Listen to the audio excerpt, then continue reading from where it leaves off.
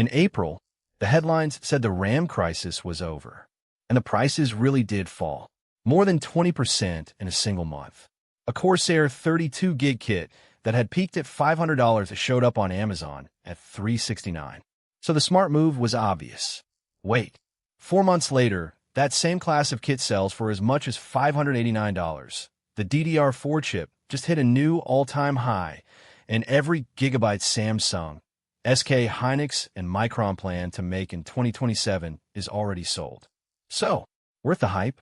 Let us go through the receipts. Here is what actually happened, because one number is doing all the damage. On August 3rd, TrendForce published its outlook for this quarter. Contract prices for regular PC memory are going up between 13 and 18%. Going up, that is smaller than the spikes from the first half of the year.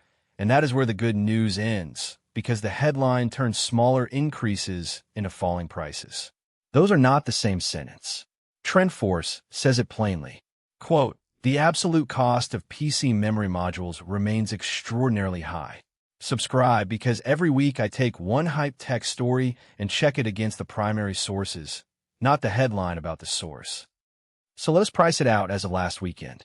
DDR5 costs $16.20 per gigabyte at retail. A 32GB kit runs anywhere from $380 to $589. Before the shortage, that same kit was about $95.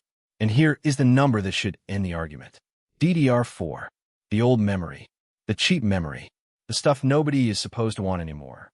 On August 7th, the mainstream DDR4 chip hit $42.45. That is an all-time high, and it is up 3.28% in just over 2 weeks. When the discount option is setting records, the market is not cooling down. It is running out of places to hide. And this is the part that landed last weekend.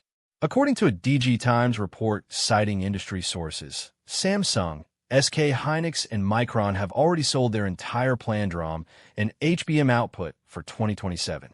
All of it bought up faster than anyone forecast, with buyers now signing 3 to 5 year contracts and paying part of it up front just to hold a place in line. Analysts in that same report estimate the industry will only cover 60 to 70% of total demand next year, and that memory for consumer devices, your PC, your laptop, your phone, gets cut first. To be clear, that is reporting from industry sources, not a press release from the three companies. But you do not need their confirmation, because one of their customers already told you.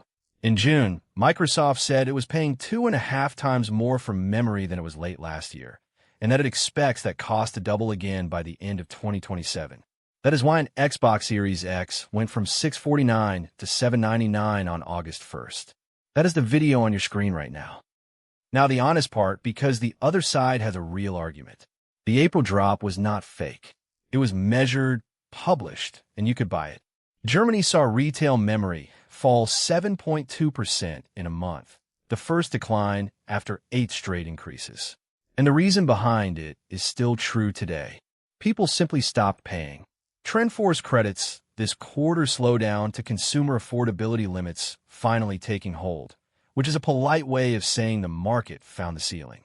So no, you should not panic buy. Buying at the top out of fear is exactly the behavior that keeps the top where it is. But there is a difference between not panicking and waiting for a crash. One of those is patience.